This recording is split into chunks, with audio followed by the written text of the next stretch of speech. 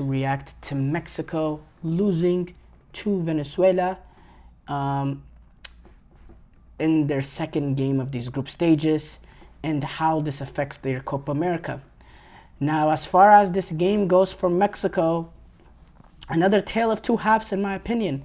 I thought in the first half, by the way, Venezuela, they clinched a quarterfinal appearance with this win. Now that they have 6 points, they're coming off an opening day win over Ecuador, playing against the majority 10-man Ecuador, and now winning this game, they'll be in the quarterfinals. I just want to point that out there.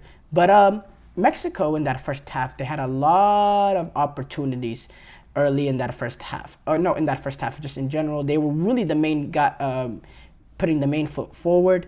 They had created a lot of opportunities. The crowd was in it, and they weren't able to find that breakthrough. Again, despite being the main protagonist, just didn't have that final quality in that attacking third to get goal.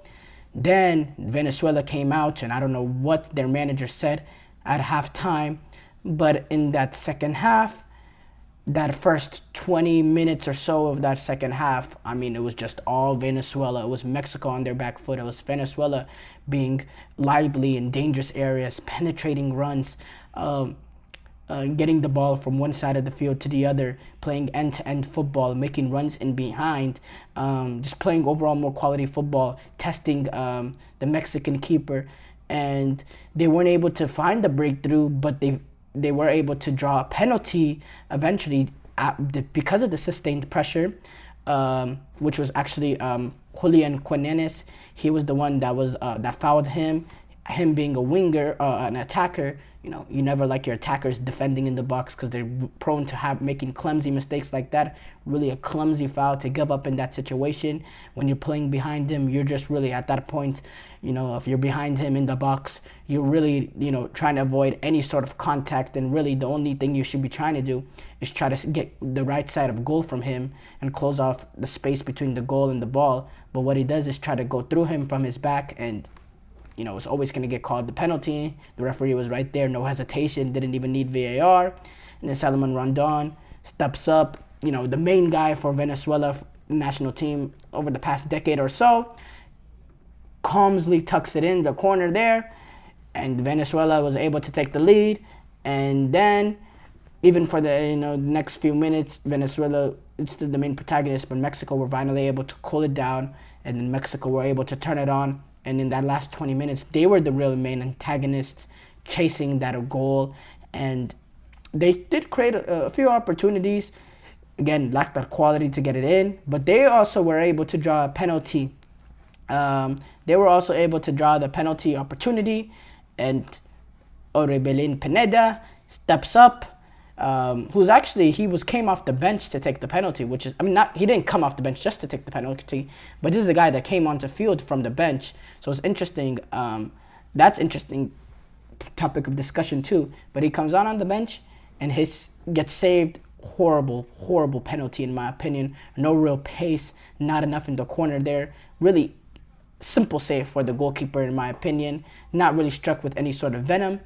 And then once that happened, it was really not Mexico's day. Even they had a few good balls played in, crosses played in, really dangerous crosses, wicked balls played in, but they weren't able to get their head on it. They weren't able to get on the end of it, and Mexico lose 1-0.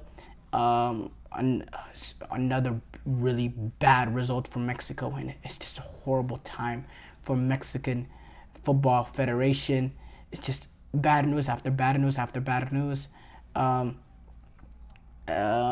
Keep in mind, Mexico, they were able to eke a 1-0 victory from this Jamaica game. So they're not coming on this game really on a stronger note.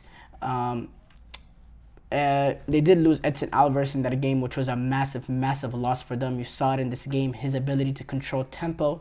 I think you really could tell within those 15-20 minutes that Venezuela were really dominating from the start of the second half how big of a loss Edson Alvarez is, because he's really, number one, not only is he the captain, but he's really the guy that is the leader of this team that can dictate the tempo in that sort of situation where there's a lot of pressure, folding upon the Mexican team. He's a guy that you can play the ball to as a holding midfielder, receive the ball back on goal, handle pressure, being able to play out, get his team out of a dangerous situation. You really saw the loss of that whenever they were suffering in that period, and yeah, it's a bad loss for Mexico, and it puts them in a dangerous situation now, because now they find themselves in with Ecuador bouncing back and being able to defeat Jamaica 3-1, which now Jamaica is officially eliminated, by the way. With them able to do that against Jamaica,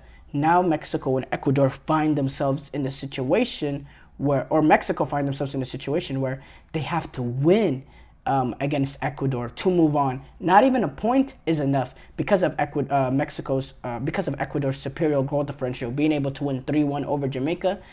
Now Mexico has to go into that Ecuador game, really open themselves and go for the win against Ecuador. In my opinion, an Ecuador team that is better than them, more talented than them. That is a horrible situation that Mexico find themselves in, and I think Mexico will be going out. I do. I think Ecuador will get the better of them. I think Ecuador will do enough to get the result, whether it's a point, whether it's a win. Ener Valencia, their main man, he should be back from the game after this red card suspension that he had today. He should be back for that game, and I don't think Mexico has enough quality in that situation. I could see it very similar to the Saudi Arabia in 2022, where they just didn't have enough to get it over the line. I don't think they'll have enough to get it over the line against Ecuador. I think Ecuador is the more talented team. What they do have, though, in their favor in this game is that this game will be played at the University of Phoenix Stadium in Arizona, in Glendale. That's kind of been Mexico's home away from home. They were able, they're going to be able to pack that stadium, 70,000 Mexicans, roof closed, to really suffocate the Ecuadorian players with the atmosphere the Mexican fans will be able to provide. They will have an elite atmosphere in the game. Don't get me wrong. If you go back to the 2016 Copa America, they actually played Uruguay in that Glendale Stadium. I believe it was their opening game of that Copa America. They were able to play Uruguay, and they played it in that crazy pro-Mexican atmosphere, and they went on to trounce Uruguay 4-1 in that game. So they have that incentive, but it don't matter with that incentive if you don't have the quality of players. And in my opinion, this Mexican national team does not have the quality of players to get past Ecuador. Despite Ecuador's performance against Jamaica today in that second half, I thought they were poor in that second half against Jamaica, but I still think they have much more quality and they're a much better team overall than Mexico.